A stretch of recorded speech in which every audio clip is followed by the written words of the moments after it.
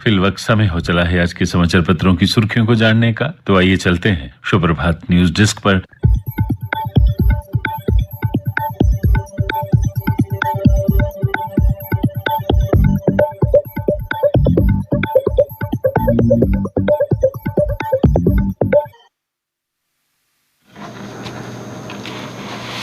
नमस्कार, समाचार पत्रों की सुर्खियों के साथ मैं रजनी दुबे। पहले आपको बता दें, केंद्र शासित प्रदेश जम्मू कश्मीर के माननीय उपराज्यपाल श्री मनोज सिन्हा सुशासन के प्रयासों के अंतर्गत प्रदेश की आवाम से साझा करेंगे आवाम की आवाज आज सुबह 11 बजे। आज आप इस कार्यक्रम की 36वीं कड़ी सुनेंगे, जिसे जम्मू कश्मीर में स्थित आकाशवाणी के सभी केंद्रों तथा रिले ट्रांसमीटर से एक साथ सुना जा सकता है। और अब समाचार। अमित शाह आज फिर जम्मू कश्मीर की सुरक्षा की करेंगे समीक्षा। केंद्रीय गृह मंत्री अमित शाह रविवार को फिर जम्मू कश्मीर की सुरक्षा की समीक्षा करेंगे। उच्च स्तरीय बैठक में गृह मंत्री केंद्र शासित प्रदेश के सुरक्षा हालात और श्री अमरनाथ यात्रा को लेकर की गई तैयारियों का जायजा लेंगे। 16 जून की बैठक में जम्मू कश्मीर के उपराज्यपाल मनोज सिन्हा, राष्ट्रीय सुरक्षा सलाहकार, केंद्रीय गृह सचिव और सेना, पुलिस, जम्मू कश्मीर प्रशासन और गृह मंत्रालय के वरिष्ठ अधिकारी भाग लेंगे। आतंकियों की सफाई के लिए पहाड़ों पर फिर सेना तैनात। बनी व मछेड़ी पहुंची 2 कंपनियां। अमरनाथ यात्रा के मद्देनजर खास सुरक्षा तैयारी। 90 के दशक में घुसपैठ के बाद इन्हीं पहाड़ों इलाकों में छिपते थे आतंकी। अब सांबा के चनूरी व देवका में दिखे संदिग्ध। सुरक्षा बलों ने ड्रोन से इलाका खंगाला। सुरक्षा बलों की बड़ी कार्रवाई, 8 नक्सली ढेर, 1 जवान बलिदान। कुपवाड़ा के करनाह में नार्को टेरर मॉड्यूल व का भंडाफोड़, 3 गिरफ्तार। आरोपियों से आधा किलो हेरोइन, 5 किलो विस्फोटक, 3 पिस्टल और गोलियां बरामद। बारामूला में आतंकी हैंडलर हसन रेशी को भगोड़ा घोषित। छत्तीसगढ़ में 2 जवान घायल, ग्रेनेड लॉन्चर, इंसास राइफल समेत कई हथियार मिले। इस साल अब तक 131 नक्सली मारे गए। उपराज्यपाल मनोज सिन्हा ने जम्मू कश्मीर में आतंकियों और उनकी पारिस्थितिक तंत्र के खिलाफ अभियान तेज करने के लिए निर्देश दिए। कहा, बख्शे नहीं जाएंगे आतंकवादी और उनको मदद पहुंचाने वाले लोग। उपराज्यपाल ने शनिवार को उच्च स्तरीय बैठक में आतंकवाद से निपटने के लिए सुरक्षा एजेंसियों से बढ़ाया समन्वय। अमरनाथ यात्रा की तैयारियों पर भी बैठक में किया मंथन। अमरनाथ से जुड़ी एक और सुर्खी, जिसमें है 15 कैंप निदेशक और अतिरिक्त कैंप निदेशक नियुक्त। पहलगाम मार्ग की मरम्मत के साथ नुनवान बेस कैंप और काउंटरों पर रंग रोगन का तेजी से चल रहा काम।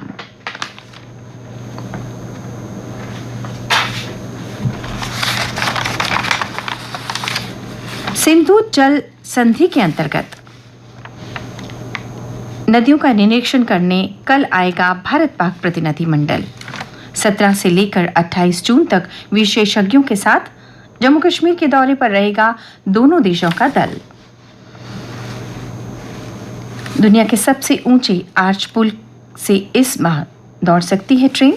रामबन के संगलदान से रियासी स्टेशन तक ट्रायल रन 30 जून को संभव।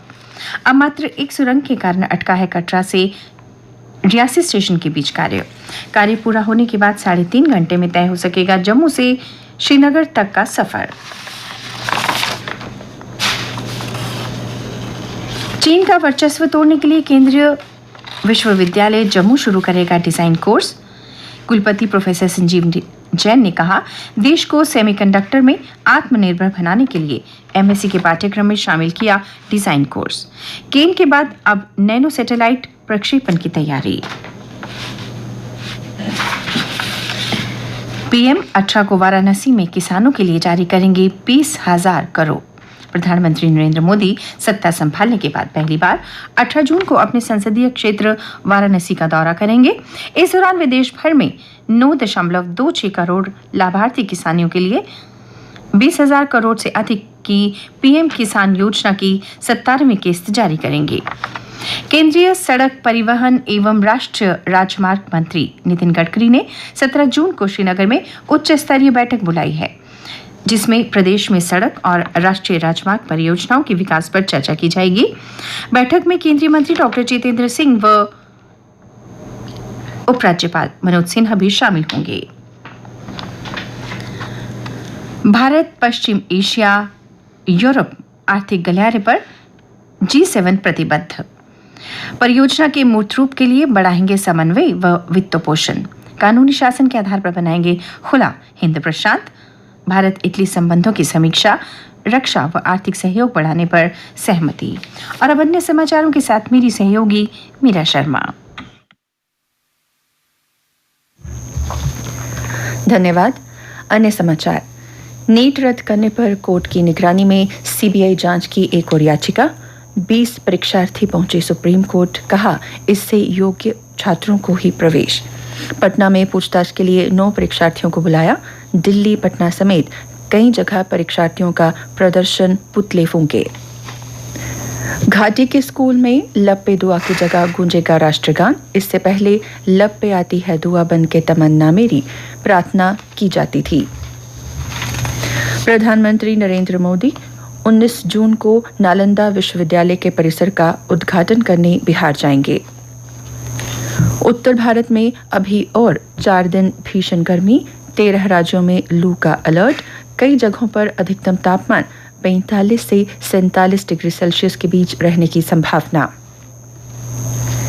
धीमा हुआ पृथ्वी के आंतरिक कोर का चक्कर, छोटे हो सकते हैं दिन। 121 भूकंपों और परमाणु परीक्षण का लिया सहारा। उत्तराखंड के जंगलों की आग बेकाबू होती जा रही है। नवंबर से जारी आग की 1000 से अधिक घटनाओं में करीब 1500 हेक्टेयर वन भूमि पर लदी हरियाली नष्ट हो चुकी है और 10 लोगों की जान चली गई है। डोगरी लेखिका हिना चौधरी व मोहम्मद अशरफ जिया को मिलेगा साहित्य युवा पुरस्कार। यह घोषणा साहित्य अकादमी नई दिल्ली ने की है। शहर में जल संकट दूर करने के लिए आपस में जुड़ेंगे वार्ड। सोमवार से शुरू होगा काम। ट्यूबवेल बंद होने से दूसरे वार्ड से होगी आपूर्ति। बिजली का लोड बढ़ने से उड़ रहे फ्यूज। और अब खेल समाचार। बारिश के कारण कनाडा से मैच रद्द। ग्रुप ए में 7 अंक के साथ अजय रही भारतीय टीम। T20 विश्व कप सुपर 8 के दौर में 20 जून को पहली भिड़ंत अफगानिस्तान के साथ होगी। दक्षिण अफ्रीका उलटफेर से बचा, 1 रन से जीता। नेपाल का बल्लेबाज अंतिम गेंद पर रन आउट। स्पिनर शम्सी ने लिए 19 रन देकर 4 विकेट। भारत व दक्षिण अफ्रीका के बीच 3 मैचों की श्रृंखला का पहला वनडे मैच आज। 3 वनडे बंगलुरु में खेले जाएंगे। और अब मौसम। आज मौसम सामान्यतः शुष्क रहेगा। तापमान। कल का अधिकतम तापमान 43 डिग्री सेल्सियस और न्यूनतम तापमान 26.7 डिग्री सेल्सियस रिकॉर्ड किया गया।